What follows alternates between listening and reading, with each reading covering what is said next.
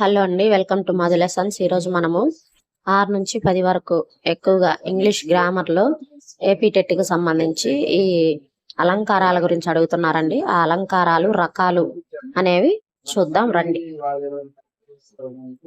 ఇది simile, metaphor, personification, alliteration, hyperbola.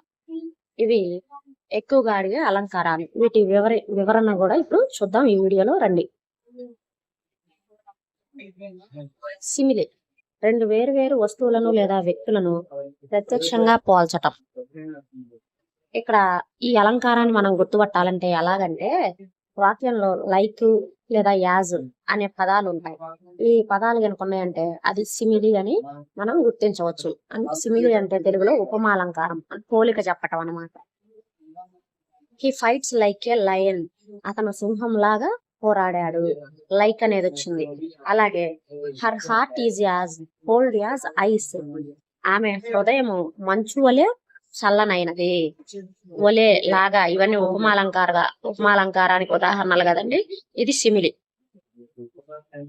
తర్వాత metaphor అంటే రూపకలంకారం.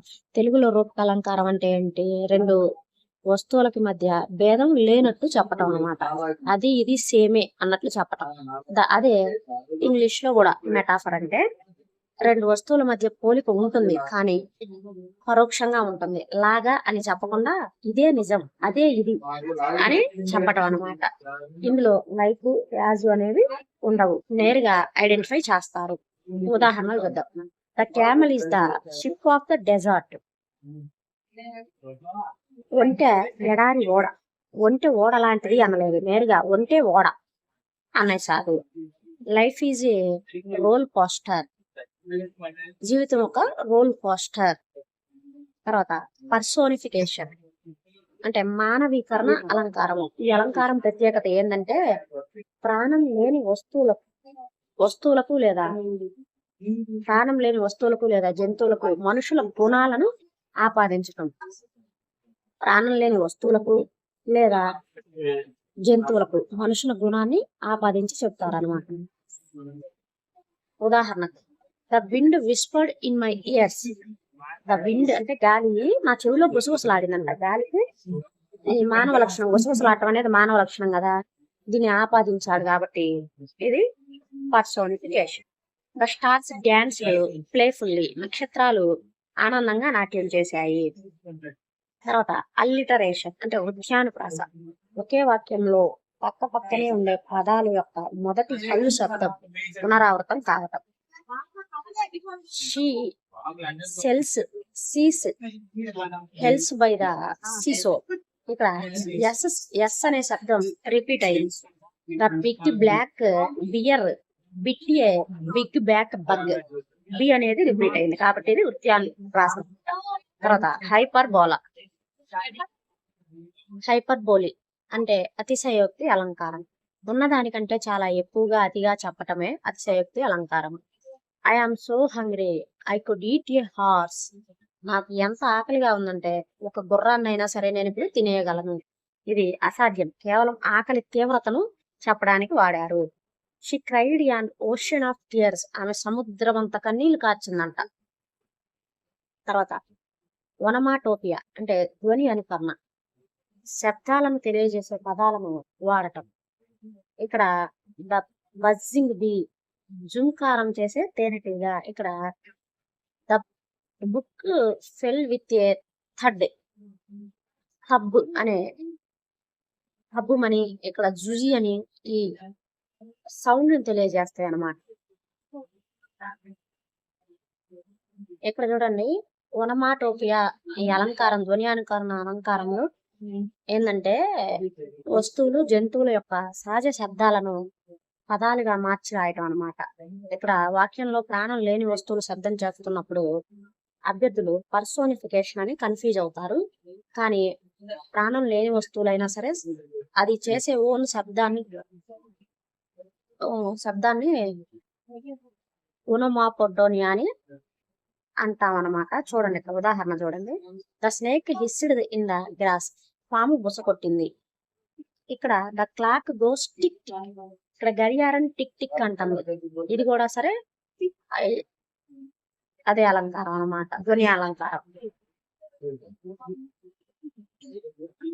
తర్వాత ఆక్సిమోరాన్. ఆక్సిమోరాన్ అంటే విరోధాభాస అలంకారము. ఒకదానికొకటి పూర్తి వ్యతిరేక అర్థాలు ఇచ్చే రెండు పదాలు పక్క పక్కనే వాడటం అన్నమాట. ఉదాహరణకు this is an open secret. ఇక్కడ విరుద్ధార్థాలు. ఓపెన్ అంటే తెరవబడటం, సీక్రెట్ అంటేనేమో ఎవరికి చెప్పకుండా ఉండేదే సీక్రెట్, ఓపెన్ అంటేనే అందరికి చెప్పటం. ఈ రెండు విరుద్ధ పదాలు కదా. ఇది తర్వాత the comedian was seriously funny. ఆ హాస్య నటుడు నిజంగానే నవ్వించాడంట. సీరియస్లీ, ఫన్నీ, ఇవి రెండు వ్యతిరేక పదాలు. తర్వాత ఆక్సిమోరాన్. తర్వాత ఐరానీ. మనం చెప్పాలనుకున్న దానికి పూర్తి విరుద్ధమైన పదాన్ని వాడి వ్యంగ్యంగా చెప్పడాన్ని ఐరానీ అని అంటాము. The fire station burned down. Fire స్టేషనే తగలబడిపోయింది. అందరి ఇల్లు ఆర్పే ఫైర్ స్టేషనే కాలిపోవటం అనేది ఐరానీ అన్నమాట. A marriage counsellor failed for divorce. పెళ్లిళ్ళ బంధాలను కలిపే కౌన్సిలరే విడాకులు తీసుకున్నాడు. ఇది. తర్వాత పన్ను అంటే శ్లేషాలంకారం.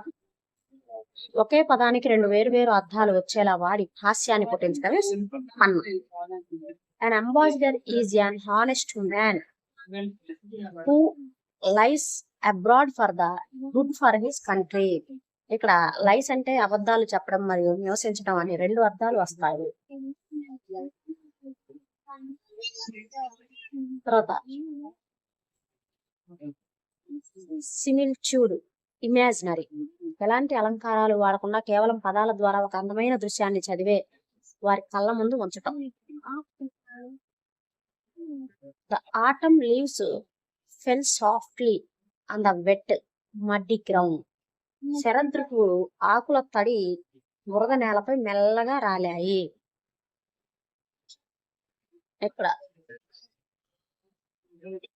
ఇక్కడ మీరు గుర్తు పెట్టుకునే విధంగా సింపుల్ లాజిక్ చెప్తా చూడండి.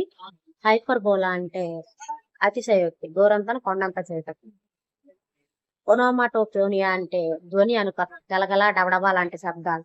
ఒక ఆక్సిమోరాన్ అంటే రెండు వ్యతిరేక పదాలు పక్క పక్కనే ఉండటం.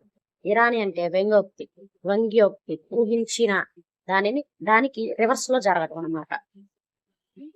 సరే, ఇప్పుడు ఈ ఇంగ్లీషు సాహిత్యంలో ఈ అలంకారాలు విరివిగా వాడిన కొందరు ప్రముఖ కవులు. William Shakespeare. ఈయన తన నాటకాలు, పద్యాలలో మెటాఫర్ మరియు పర్సోనిఫికేషన్లను విపరీతంగా వాడారు. All the watts a stage అనేది ఆయన రాసిన ప్రపంచ ప్రసిద్ధ మెటాఫర్. తర్వాత విలియం వర్డ్స్వర్త్. ప్రకృతి కవి అయిన వర్డ్స్వర్త్ తన కవితలలో ఉదాహరణకు డఫోల్డిస్, సిమిలి మరియు పర్సోనిఫికేషన్లను ఎక్కువగా ఉపయోగించారు. I wandered lonely as a cloud. తర్వాత రాబర్ట్ ఫ్రాస్ట్. 9-10 తరగతుల పాఠ్య పుస్తకాల్లో ఈయన కవితలు stopping by Woods, the road not taken ఉంటాయి.